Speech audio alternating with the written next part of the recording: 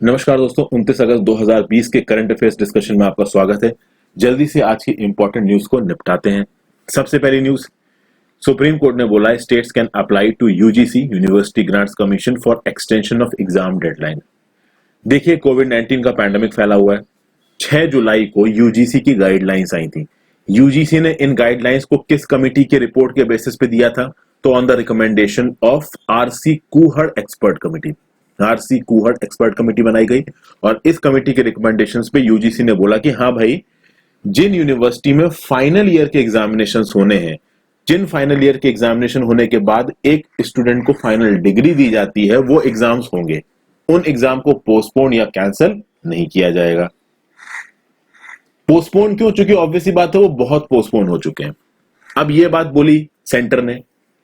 अब आप कह सकते हो कि यूनिवर्सिटी ग्रांट्स कमीशन इस समय पे सेंट्रल गवर्नमेंट के कंट्रोल में है, तो सेंट्रल गवर्नमेंट के कहने पे यूजीसी ऐसा बोल रहा है। लेकिन बहुत सारी ऐसी स्टेट्स हैं, खासकर जो नॉन बीजेपी रूल्ड स्टेट्स हैं, वो ये कह रही हैं कि पैंडेमिक के दौरान पे भैया फाइनल ईयर के एग्जाम्स हम कैसे कराएं, फाइनल सेमेस्टर्स के एग्जाम हम कैसे कराएं? अगर हम अभी एग्जाम कराएंगे तो बीमारी फैल जाएगी। तो यहां पे सुप्रीम कोर्ट ने इन सारी यूनिवर्सिटीज को बोला और खासकर स्टेट गवर्नमेंट को बोला है। स्टेट गवर्नमेंट्स को यह बोला गया है कि देखिए, जो डिजास्टर मैनेजमेंट एक्ट है 2005 का, इस डिजास्टर मैनेजमेंट एक्ट 2005 के through national disaster management authority तो बनी थी, साथ साथ स्टेट डिजास्टर मैनेजमेंट अथॉरिटी बनी थी।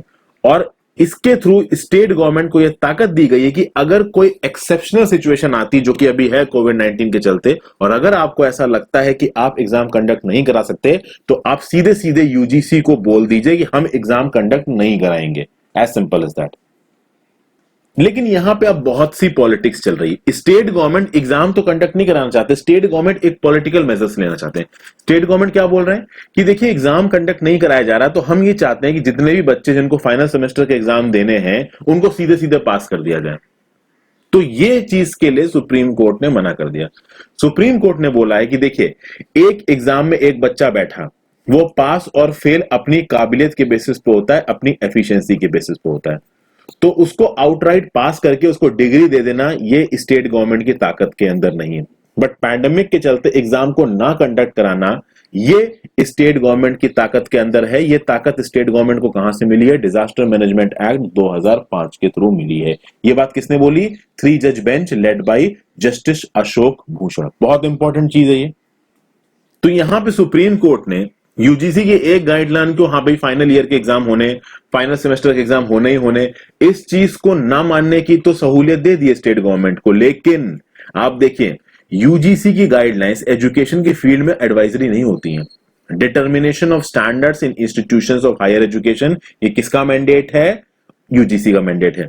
यूजीसी ये डिसाइड करेगा कि भाई अगर कोई फाइनल ईयर में बच्चा है, उसको पास करना है या नहीं करना है। स्टेट गवर्नमेंट अपने पॉलिटिकल गिमिक के लिए एग्जाम को रोक के सबको पास कर दें, ये नहीं हो सकता। ये सुप्रीम कोर्ट ने बोला है। जनरल स्टडीज पेपर 2 के अंदर ये चीज आपको काम आएगी। आगे चलते हैं। Realism should shape India China policy. हमारे present foreign minister S Jaishankar साहब, उन्होंने एक किताब लिखी है, the Indian way, the India way, और उस किताब में उन्होंने बहुत हद तक इंडिया की फॉरेन पॉलिसी के बारे में बताया है, खासकर इंडिया की चाइना की पॉलिसी में बताया है, और चाइना का क्या सोचना है इंडिया के बारे में ये बताया है। देखिए, एस जयशंकर साहब ने ये बोला है कि इंडिया की जो पॉलिसी है चाइना की तरफ, वो बिल्कुल सही होनी चाहिए। This is critical to India's prospect. At the same time China को यह बात एक्सेप्ट करनी पड़ेगी कि इंडिया राइज कर रहा है और इंडिया राइज करेगा। तो दोनों जो जॉइंट नेबर्स हैं, एक तरफ चाइना और एक इंडिया, इन दोनों को कहीं ना कहीं एक बाउंड्री सेट करनी पड़ेगी और कहीं ना कहीं एक दूसरे की ताकत को बढ़ते हुए देखना पड़ेगा। ओके, यहां पे देखिए क्या बोल रहे हैं जयशंकर साहब। India's assessments of China's rise end of the gap in comprehensive national power should be objective about its prospects in comparison, but at the same time where tested it is essential to stand one ground। मतलब एक हद तक तो आप दूसरे की rise को मानिए, ठीक है ना, उसकी कॉम्प्रिहेंसिव नेशनल पावर को एसेस करिए, लेकिन एट द सेम टाइम अगर सामने वाला आपको बोली कर रहा है तो आपको अपने ग्राउंड पे खड़े भी रहना है। फिर एस जयशंकर साहब ने हिस्टोरिकल पर्सपेक्टिव को लेते हुए बताया कि कैसे इंडिया के चाइना के रिलेशंस ट्विस्ट और टर्न्स के साथ आगे बढ़े हैं, जिसमें वॉर की भी बात हुई है। और जयशंकर साहब ने 2009 को बोला है turning point in China's current rise.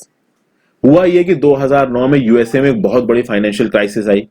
USA में जो सरकार थी वो बदली, उसके चलते यूएस में जो कुछ हो रहा था उसके चक्कर में यूएस थोड़ा सा वीक नजर आया, उनकी इकोनॉमी थोड़ी सी वीक नजर आई। इराक वॉर के चलते भी यूएस की मट्टी पलित हो रही थी। उस समय उठा कौन? उस समय उठा चाइना। उस समय की जो चाइना की ताकत थी, जो चाइना की इकोनॉमिक क्लाउड थी, वो पूरी दुनिया के सामने आ गई। और 2012 में हुआ चाइनास 18th पार्टी कांग्रेस, जहां पे जी जिनपिंग पावर में उठते नजर आए। और जी जिनपिंग में पावर में उठने के बाद बहुत चीजें बदलती नजर आ रही हैं और काफी हद तक चाइना के रिलेशंस इंडिया और वर्ल्ड के साथ खराब होते भी नजर आ रहे हैं। जी जिनपिंग के बहुत से इनिशिएटिव्स हैं, जैसे बेल्ट एंड रोड इनिशिएटिव्स उनका है, जो एक्सक्रूशिएटिंग और इकोनॉमिक एक्सप्लॉयटेशन वाली जो पॉलिसी है उसको बेल्ट एंड रोड इनिशिएटिव के थ्रू बहुत बढ़ावा दिया है चाइना ने। तो इस तरीके की बातें कही गई इस किताब में। अभी इस किताब को कहीं पे आपको कोट करने की जरूरत नहीं है, वन लाइनर में पूछ दिया जाए जयशंकर साहब ने कौन सी किताब लिखी है, आपको पता होना चाहिए। आगे चलते हैं। Police central cadre under J and K lieutenant governor. देखिए, recently ministry of home affairs और होम सेक्रेटरी अजय कुमार भल्ला जी ने कुछ रूल्स नोटिफाई किए हैं। ये रूल्स किसके लिए हैं? For administration in the union territory of Jammu and Kashmir. Union territory of Jammu and Kashmir, देखिए पहले state of Jammu and Kashmir था, उसको बांट के 2 यूनियन टेरिटरी में कर दिया गया, union territory of Jammu and Kashmir, union territory of Ladakh. अभी के लिए इस रीऑर्गेनाइजेशन से पहले हमारे देश में ऐसी 2 यूनियन टेरिटरीज थी जिनके अपने स्टेट लेजिस्लेचर थे। एक थी यूनियन टेरिटरी ऑफ पुदुचेरी और एक थी आपकी union territory of new Delhi. अब जम्मू एंड कश्मीर इस लिस्ट में जुड़ गया है। जम्मू एंड कश्मीर एक ऐसी यूनियन टेरिटरी है जहां पे स्टेट लेजिस्लेचर है, तो स्टेट लेजिस्लेचर है तो वहां पे काउंसिल ऑफ मिनिस्टर्स होगा।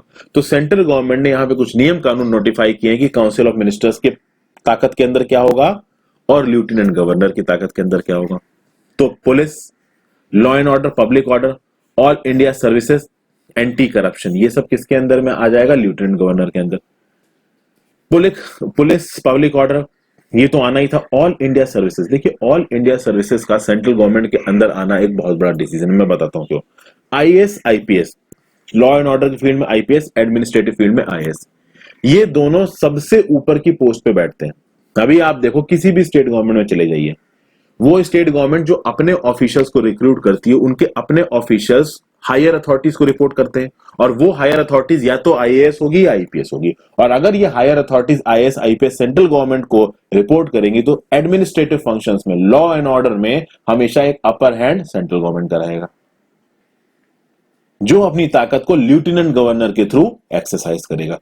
ये सब बातें यहां पे बोली गई हैं। तो police, public order, all India services और anti corruption, these are executive functions of the lieutenant governor of Jammu and Kashmir. और इन सब में चीफ मिनिस्टर या फिर वो जो यूनियन टेरिटरी की काउंसिल ऑफ मिनिस्टर्स है उसका कोई लेना देना नहीं होगा। ओके, उसके बाद अजय कुमार भल्ला साहब ने ये और बोला, प्रपोजल्स और matters which affect or are likely to affect the peace and tranquillity of the union territory or the interest of any minority community, the scheduled caste, the scheduled tribes and the backward classes shall essentially be submitted to the lieutenant governor through the chief secretary under intimation to the chief minister issuing any order। मान लीजिए किसी minority community को परेशान किया जाता है, SC ST से related कोई प्रोग्रेसिव स्टेप्स लेने हैं, बैकवर्ड क्लासेस से रिलेटेड कोई प्रोग्रेसिव स्टेप्स लेने हैं, ओके, तो उस केस में लेफ्टिनेंट गवर्नर के पास अगर कोई मान लीजिए प्रपोजल जाता है डिसीजन लेने के लिए, तो उस प्रपोजल को फॉरवर्ड करेगा कौन? Chief secretary. तो देखिए, shall essentially be submitted to the lieutenant governor through the chief secretary under intimation to the chief minister before issuing any orders। कहने का मतलब है कि लेफ्टिनेंट गवर्नर मान लीजिए schedule caste, schedule tribe, minority, backward classes के interest के लिए कोई भी डिसीजन लेता है, तो ऑब्वियसली बात है चीफ सेक्रेटरी से बातचीत करके वो डिसीजन लिया जाएगा, और उस डिसीजन पे हामी भरने से पहले जो चीफ मिनिस्टर होगा उस वहां का, उससे डिस्कशन एक बार किया जाएगा। तो मतलब ऐसा ना लगे कि चीफ मिनिस्टर को बताया ही नहीं गया, वहां की काउंसिल ऑफ मिनिस्टर्स को बताया ही नहीं गया और यूनिलैटरली लेफ्टिनेंट गवर्नर ने कोई डिसीजन ले लिया। तो अगर किसी माइनॉरिटी कम्युनिटी को कश्मीर में परेशान किया जाता है, मान लीजिए कश्मीरी पंडित्स को कश्मीर में परेशान किया जाता है, उनको रोका जाता है कुछ करने से, तो उस केस में एक एग्जीक्यूटिव पावर, एक executive decree lieutenant governor issue कर सकता है। हालांकि उस एग्जीक्यूटिव डिक्री को इशू करने से पहले एक बार चीफ मिनिस्टर के साथ डिस्कशन होगा। हालांकि ऑब्वियसली बात है चीफ मिनिस्टर के जो व्यू पॉइंट्स हैं वो बाइंडिंग नहीं होंगे लेफ्टिनेंट गवर्नर पे। ओके, अभी सवाल उठता है कि भैया स्टेट गवर्नमेंट को क्या ताकत दी गई, यानी जो काउंसिल ऑफ मिनिस्टर्स हैं लेड बाय चीफ मिनिस्टर, इनको क्या ताकत दी गई? तो जितनी भी स्टेट की सर्विसेज है, नॉन ऑल इंडिया सर्विसेज है, अच्छा, नॉन ऑल इंडिया सर्विसेज में भाई सेंट्रल गवर्नमेंट द्वारा रिक्रूटेड ऑफिसर्स भी आ जाते हैं। ओके, तो non all India service officers में जिनको स्टेट गवर्नमेंट ने रिक्रूट किया है या कुछ हद तक सेंट्रल गवर्नमेंट ने रिक्रूट किया है, उनकी सर्विस मैटर्स को डिसाइड कर सकता है J&K। ठीक है, कुछ नए टैक्सेस को इंपोज कर सकता है, लैंड रेवेन्यू से रिलेटेड डिसीजन ले सकता है, सेल, ग्रांट और lease of government property, reconstituting departments और ऑफिसेज एंड ड्राफ्ट लेजिस्लेशन, इन सब पे डिसीजन लेने की ताकत अभी भी है काउंसिल ऑफ मिनिस्टर के पास। बट एक अपर एज हमेशा लेफ्टिनेंट गवर्नर के पास रहता है। किसी भी यूनियन टेरिटरी की फंक्शनिंग को आप उठा के देख लीजिए, चाहे वो दिल्ली की हो, चाहे वो पुदुचेरी की हो, जनरल स्टडीज पेपर 2 में ये चीज आपको काम आएगी। अब भैया देखिए, 3 फार्म ऑर्डिनेंसेस इशू हुए हैं। कौन कौन से हैं? एक है the farmers produce trade and commerce promotion and facilitation ordinance 2020, एक farmers empowerment and protection agreement on price assurance and farm services ordinance 20, the essential commodities amendment ordinance 2020। ये 3 अलग अलग ऑर्डिनेंस प्रोमलगेट किए हैं यूनियन गवर्नमेंट ने। और कहा जा रहा है यूनियन गवर्नमेंट एक इलेक्ट्रिसिटी अमेंडमेंट बिल 2020 भी प्रपोज करने वाला है। अभी ये 4 टोटल चीजें मेन, तो यहां पे देखिए 3 फार्म अमेंडमेंट्स। ये 3 फार्म अमेंडमेंट्स बहुत हद तक स्टेट की पावर को चैलेंज कर सकते हैं। ऐसे बहुत स्टेट गवर्नमेंट के रिप्रेजेंटेटिव्स का बोलना है, जिसमें एक आपके पंजाब के चीफ मिनिस्टर हैं। ये क्या बोलते हैं कि देखिए भाई, अगर आप 7th शेड्यूल में स्टेट लिस्ट को देखते हो तो स्टेट लिस्ट में अगर आप एंट्री 14 देखोगे तो वहां पे एग्रीकल्चर एक स्टेट सब्जेक्ट है। यानी एग्रीकल्चर के ऊपर अगर कोई नियम कानून बनेगा तो कौन बनाएगा? स्टेट गवर्नमेंट बनाएगी। इन फार्म ऑर्डिनेंसेस के थ्रू जो सेंट्रल गवर्नमेंट है वो अपने नियम कानून को स्टेट गवर्नमेंट के ऊपर इंपोज कर रही है, जो कि गलत है। इसलिए सेंटर तुरंत अपने इन ऑर्डिनेंसेस को विड्रॉ करे। साथ साथ ये जो प्रपोज्ड इलेक्ट्रिसिटी अमेंडमेंट बिल है 2020 का, इसको विड्रॉ करे। ये फार्म ऑर्डिनेंसेस, जैसा कि मैंने आपको पहले ही बताया था, फार्म ऑर्डिनेंसेस पे मैं एक अलग से वीडियो बना रहा हूं। मोस्ट प्रोबेबली वो वीडियो आज अपलोड हो जाएगी, वो वाली वीडियो भी, कि हाँ भाई एग्रीकल्चर जितनी भी पॉलिसीज रही हैं पिछले कुछ सालों में वो इंडिया में सक्सेसफुल नहीं हो रही हैं, उनके क्या रीजंस हैं, तो वहां पे मैं इन सारी चीजों को कवर करूंगा। 3 ऑर्डिनेंसेस कौन से हैं ये मैंने आपको बता दिया है। यहां पे मैंने कुछ एडिशनल इंफॉर्मेशन भी जोड़ी है, आप चाहो तो इसको पढ़ सकते हो। कुछ बात कर लेते हैं प्रपोज्ड इलेक्ट्रिसिटी बिल में अमेंडमेंट की। देखिए, इलेक्ट्रिसिटी एक्ट 2003 का है अभी, तो उसमें अमेंडमेंट की बात कही जा रही है। इस अमेंडमेंट के थ्रू 4 बेसिक ऑब्जेक्टिव्स को पूरा करने की बात कर रहे हैं। Ensure consumer centricity, promote ease of doing business, enhance sustainability of power sector and promote green power। जब इलेक्ट्रिसिटी की बात आती है दोस्तों, तो एंट्री 51 देखिए आप स्टेट लिस्ट की। Entry 51 of the state list क्या बोलती है? टैक्सेस ऑन द कंजम्पशन और सेल ऑफ इलेक्ट्रिसिटी। ये किसके पास आता है? स्टेट गवर्नमेंट के पास। तो ऑब्वियस सी बात है, अगर यूनियन गवर्नमेंट इलेक्ट्रिसिटी से रिलेटेड कोई नियम कानून बनाएगी तो वहां पे भी स्टेट गवर्नमेंट की ताकतों पे कुछ इफेक्ट आ सकता है। हालांकि यूनियन पावर मिनिस्टर ने साफ साफ ये बोला है कि इलेक्ट्रिसिटी में जो टैरिफ फिक्सेशन की ताकत है वो काफी हद तक SERC के पास ही रहेगी, यानी स्टेट इलेक्ट्रिसिटी रेगुलेशन कमीशन के पास ही रहेगी। और अगर स्टेट गवर्नमेंट चाहे तो वो सब्सिडी भी दे सकते हैं इलेक्ट्रिसिटी में। ये चीजें क्लैरिफाई करी है सेंट्रल गवर्नमेंट ने, लेकिन सेंट्रल गवर्नमेंट ने साफ साफ ये क्लैरिफाई किया है कि अगर आप सब्सिडी दे रहे हो इलेक्ट्रिसिटी को लेके तो उसका खर्चा भी आप ही उठाओगे, और उस खर्चे को आप डायरेक्ट बेनिफिट ट्रांसफर के थ्रू जो भी आपकी पावर डिस्ट्रीब्यूशन कंपनी है उसको सीधे सीधे पे करोगे। मतलब आप ये नहीं करोगे कि आपने सब्सिडी बांट दी, उस सब्सिडी के चलते लोगों को सस्ती बिजली मिल गई, लेकिन उस सस्ती बिजली को देने के पैसे उस स्टेट के पावर कॉर्पोरेशन के पास ना हो, तो पता चला फिर पावर कॉर्पोरेशन लोन ले रहा है RBI से या किसी और बैंक से, और उस लोन के थ्रू आप सब्सिडी घुमा रहे हो लोगों के बीच में, तो जो पूरा का पूरा प्रोसेस है वो इकोनॉमिकली अनवायबल हो जाएगा। सेंट्रल गवर्नमेंट का सीधा सीधा यह बोलना है कि अगर आप कोई बेनिफिट दे रहे हो तो वो बेनिफिट इकोनॉमिकली सस्टेनेबल होना चाहिए, वो इकोनॉमिकली अनसस्टेनेबल नहीं होना चाहिए। देखिए, enhance sustainability of the power sector, ये इस अमेंडमेंट की बहुत बड़ी चीज है जो कि स्टेट गवर्नमेंट की ताकतों के अगेंस्ट जाता है। अभी के लिए स्टेट गवर्नमेंट के पास ताकत है कि वो सब्सिडी ला सकते हैं। अब देखिए स्टेट गवर्नमेंट्स कैसे काम कर सकती हैं। केवल स्टेट गवर्नमेंट ही नहीं, पहले सेंट्रल गवर्नमेंट ने भी ऐसे काम किया है। होता क्या है, इलेक्शन आने वाले होते हैं तो जो सरकारें होती है वो बोल देती है भैया फ्री बिजली पानी, अब आपको फ्री बिजली कर दिया। अब जब फ्री बिजली कर दिया तो मतलब आपके पास बिजली का बिल नहीं जाएगा या बिजली का बिल कम जाएगा, या अगर कोई बिल की चोरी कर रहा है स्टेट में तो उसके खिलाफ किसी भी तरीके का कोई फाइन पेनल्टी नहीं लगाई जाएगी। अभी इस तरीके की प्रैक्टिसेस को अगर आप प्रमोट करोगे तो लोग पैसा तो देना चाहते नहीं। इंडिया में तो हर आदमी फ्री चाहता है चीजें, उनको फ्री की आदत पड़ चुकी है, सब कुछ फ्री मिल जाए। ठीक है, तो चाहे वो ऑनलाइन एजुकेशन हो, चाहे वो एडोब का फोटोशॉप का सॉफ्टवेयर हो, चाहे कोई भी चीज हो, इनफैक्ट कोई मूवी रिलीज होती है तो आप लोग ऑनलाइन सर्च मारते रहते हो कि भैया फ्री कहीं से कोई भी टॉरेंट मिल जाए जहां पे आपको हाई डेफिनेशन फ्री डाउनलोड हो जाए। मतलब इंडियंस का एक वो बन चुका है माइंडसेट कि जितना हो सके उतना चीजें फ्री में मिल जाए। वेस्टर्न कंट्रीज में एक्चुअली में ये माइंडसेट नहीं है। वही माइंडसेट आपका बिजली में है। पानी का तो बिल देने का कोई सोचता भी नहीं। अब हम लोग मुंबई में रहते हैं तो पानी का बिल आता है यहाँ प्रॉपर, हालांकि ज्यादा नहीं आता है, 70 या 90 रुपए आता है, बट पानी का पैसा देते हैं। यूपी बिहार जैसे स्टेट में कभी सोच सकता है कोई कि भैया पानी का बिल देना पड़ेगा? इलेक्ट्रिसिटी की जब बात आती है तो यूपी बिहार जैसे राज्यों में ना इलेक्ट्रिसिटी एक बहुत बड़ा मुद्दा है।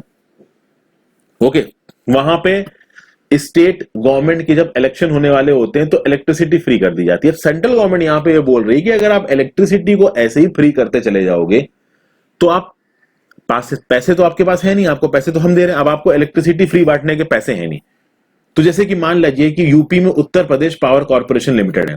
अभी Uttar Pradesh power corporation limited power distribution कर रहा है, पावर ट्रांसमिशन कर रहा है, लोगों के घर घर तक बिजली पहुंचा रहा है।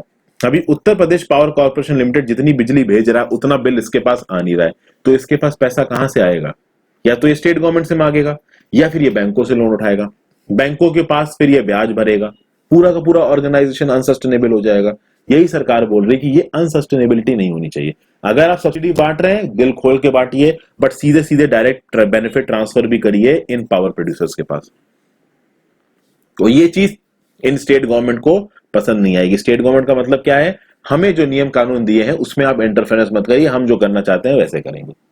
तो ये सब बातें यहां कही जा रही हैं। जनरल स्टडीज पेपर 2 में आपको काम आएगा। एक छोटी सी न्यूज, इसमें मैं ज्यादा बातें नहीं करूंगा। 15% stake in Hindustan aeronautic limited को डाइवेस्ट करने की बात की जा रही है ताकि सेंट्रल गवर्नमेंट के पास कुछ पैसा आ सके दूसरी चीजों में लगाने के लिए। एक छोटी सी न्यूज है, जब ये डिसइन्वेस्टमेंट हो जाएगा एक लाइन में बस इस न्यूज को नोट कर लीजिएगा, किसी क्वेश्चन में कोट करने में काम आ सकता है। जनरल स्टडीज पेपर 2 का था वो। फाइनली एक न्यूज है, United nation secretary general Antonio Guterres, नाम याद रखिएगा, इन्होंने इंडिया को स्लैम किया है कोल सब्सिडी के लिए। हुआ क्या है, रिसेंटली प्रधानमंत्री मोदी जी ने 41 कोल ब्लॉक्स को कॉमर्शियल माइनिंग के लिए ऑप्शन पे डाला था 18 जून को, आत्मनिर्भर भारत अभियान के अंदर। ओके, बात यह है कि जो हमारी सेंट्रल गवर्नमेंट है वो कोल ब्लॉक एलोकेशन कर रही है ताकि कोल का खनन इंडिया में हो सके।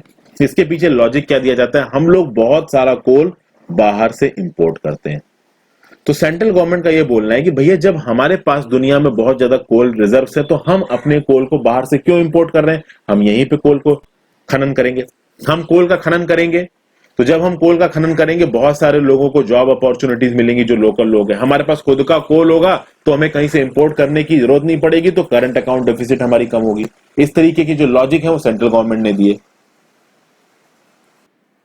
अभी सेंट्रल गवर्नमेंट के अगेंस्ट भी लॉजिक आएंगे। सेंट्रल गवर्नमेंट के अगेंस्ट क्या बोला जा रहा है कि भैया ये जो कोल ब्लॉक आप एलोकेशन कर रहे हो इसके चलते जिन इलाकों में आप कोल का खनन करोगे वो छत्तीसगढ़, झारखंड और मध्य प्रदेश में पड़ते हैं, और वहां पे प्रिस्टीन फॉरेस्ट है, एंशिएंट फॉरेस्ट है। आप इन सारे फॉरेस्ट को तबाह कर दोगे अपने कोल को बनाने के लिए। ऊपर से जब ये कोल निकलेगा तो वहां की जो लोकल इकोलॉजी है, जियोलॉजी है, वो पूरी बर्बाद हो जाएगी। दूसरी बात, जब इन कोल प्लांट्स को जला के आप थर्मल पावर है कोई भी पावर प्रोड्यूस करोगे तो उससे पॉल्यूशन होगा। तो जितने इसके फायदे नहीं है उतने नुकसान है। इसलिए जो यूनाइटेड नेशन सेक्रेटरी जनरल है एंटोनियो गुटेरेस, ये इंडिया को क्रिटिसाइज कर रहे हैं। ये कह रहे हैं कि इंडिया फॉसिल फ्यूल्स को सब्सिडाइज कर रहा है, कोल ऑक्शंस को प्रमोट कर रहा है। ये इनका देखिए, ये डाटा यहां पे क्या दे रहे हैं? डाटा यहां पे ये दे रहे हैं कि in India subsidies for fossil fuels are still some 7 times more than the subsidies for clean energy. यानी कि जितना इंडिया क्लीन एनर्जी में खर्च कर रहा है, जितना क्लीन एनर्जी को प्रमोट करने के लिए खर्चा कर रहा है, उससे 7 गुना ज्यादा खर्चा इंडिया फॉसिल फ्यूल्स के लिए कर रहा है, जो कि डीपली ट्रबलिंग है। अभी के लिए जो पूरी दुनिया है वहां पे ग्लोबल वार्मिंग से डील करने की जरूरत है, एनवायरमेंट को अच्छा रखने की जरूरत है।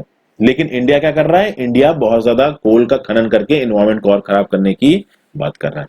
ये सब बातें यहाँ पे एंटोनियो गुटेरेस जी ने पॉइंट आउट की हैं। तो ये एक छोटी सी न्यूज है। जनरल स्टडीज पेपर 2 में आपको काम आएगी।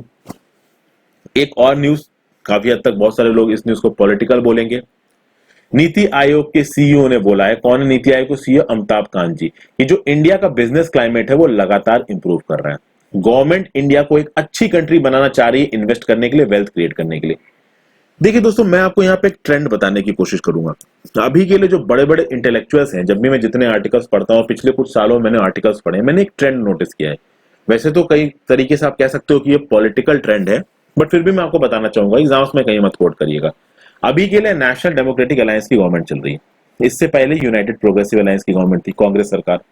कांग्रेस सरकार के दौरान जो भी स्टेप्स लिए जाते थे, ये कहा जाता था कि they are very pro people. Okay, तो प्रो पीपल होने के चक्कर में क्या होता था कि वो जो स्टेप्स थे वो बहुत अनसस्टेनेबल हो जाते थे। यानी लोगों में पैसा बांटो, बहुत सारी स्कीम्स खोल दो, उन स्कीम्स में बहुत सारा पैसा एलोकेट कर दो, ये कांग्रेस की सरकार करती थी। लेकिन वो पैसा कहां आएगा इसके ऊपर बहुत ज्यादा सोच नहीं होती थी। इस बेसिस पे कांग्रेस सरकार को बहुत ज्यादा क्रिटिसाइज किया जाता था। ये एक पॉइंट है। दूसरा, अभी नेशनल डेमोक्रेटिक अलायंस गवर्नमेंट की बात कर लीजिए। नेशनल डेमोक्रेटिक अलायंस की जो गवर्नमेंट है वो थोड़ा बहुत फाइनेंशियल प्रोप्राइटी को इनकरेज करती है, बट प्रॉब्लम ये है कि अभी की जो गवर्नमेंट है ना, वो बहुत ज्यादा प्रो बिजनेस नजर आ रही है। और जब आप बहुत ज्यादा प्रो बिजनेस हो जाते हो ना, तो आप प्रो पीपल नहीं रहते हो। इसीलिए अभी के नेशनल डेमोक्रेटिक अलायंस की गवर्नमेंट को प्रो पीपल ना होने की वजह से क्रिटिसाइज किया जा रहा है। जैसे कि रिसेंटली आप देखोगे, सुप्रीम कोर्ट ने सेंट्रल गवर्नमेंट से बोला कि आप केवल बिजनेस के लिए नहीं सोच सकते, आपको लोगों के लिए सोचना है जो लॉकडाउन से हिट हुए हैं, क्योंकि लॉकडाउन आपने लगाया था। तो ये दो व्यू पॉइंट्स दिख रहे हैं। तो हमारी जो गवर्नमेंट है वो फाइनेंशियल, एक कहते हैं ना कि प्रॉपर तरीके से खर्चा कर रही है। देखिए, ये बात तो सच है, कोरोना का पैंडेमिक लगा है, सरकार के पास पैसा खत्म करने के लिए ज्यादा नहीं है, इसमें कोई दो राय नहीं है। सरकार को सीधे सीधे क्रिटिसाइज कर देना कि पैसा नहीं दे रहे, पैसा नहीं दे रहे, ये सही नहीं है। बट सरकार कहीं ना कहीं अभी प्रेजेंट ये नजर आ रहा है कि वो लोगों के प्रति उतना ज्यादा डेडिकेटेड ना होकर बिजनेस के प्रति ज्यादा डेडिकेटेड दिख रहे हैं। वो बिजनेस को ज्यादा इंप्रूव करवाने की कोशिश कर रहे हैं। अब अगर आप किसी भी सरकार के एक्सपर्ट्स की बात सुनोगे, तो सरकार के एक्सपर्ट्स हमेशा ये बोलते हैं कि भाई हम तो बैलेंस लेके आ रहे हैं। जैसे कि यूपीए की गवर्नमेंट बोलती थी नहीं भाई हम बिजनेस को भी प्रमोट कर रहे हैं, एनडीए की गवर्नमेंट बोलती नहीं भाई हम लोगों का भी भला कर रहे हैं, तो एनडीए गवर्नमेंट बोलेगी कि हमने मनरेगा में पैसा अलॉट किया, प्रधानमंत्री सम्मान, ये जो प्रधानमंत्री जो किसान सम्मान निधि योजना है उसमें हम पैसा अलॉट कर रहे हैं। बहुत तरीके से हम लोगों की जेब में पैसा पहुंचा रहे हैं। जरूरत है एक बैलेंस्ड अप्रोच की। हर सरकार बोलती है कि हम एक बैलेंस्ड अप्रोच को अपना रहे हैं। एक सरकार जिस अप्रोच को भी अपना रही है, उसके जो एंड रिजल्ट्स है ना, वो अभी नहीं, आपको 3 से 4 साल बाद देखने को मिलेंगे। ये इतनी बड़ी चीजें हैं ना, जिनके जो रिजल्ट्स होते हैं वो शॉर्ट टर्म में दिख ही नहीं सकते। अभी की सरकार जो कर रही है उसके जो रिजल्ट्स हैं वो 3 से 4 साल बाद दिखेंगे, अभी नहीं दिख सकते। जैसे नेशनल एजुकेशन पॉलिसी आई, अभी नेशनल एजुकेशन पॉलिसी इफेक्टिव होगी कि नहीं होगी 4 साल बाद पता चलेगा। हमने रफाल खरीदे, हम ये जो अभी इंपोर्ट के 101 आइटम्स के ऊपर इंपोर्ट एम्बार्गो लगा रहे हैं, ये सब चीजें अच्छी हैं कि नहीं है, ये 4 से 5 साल बाद पता चलेगा, अभी पता नहीं चल सकता। समझ गया? तो ये बस मैंने आपको एक व्यू पॉइंट दिया है आपकी समझ को बढ़ाने के लिए।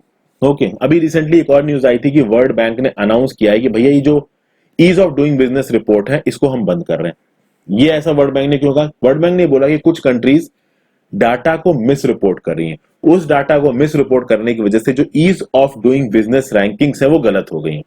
इंडिया ने बोला था कि देखिए, ईज ऑफ डूइंग बिजनेस की रैंकिंग हम केवल वर्ल्ड बैंक के लिए नहीं निकालते हैं, हम सच में इंडिया को बिजनेस करने की पोजीशन में अच्छा दिखाना चाहते हैं।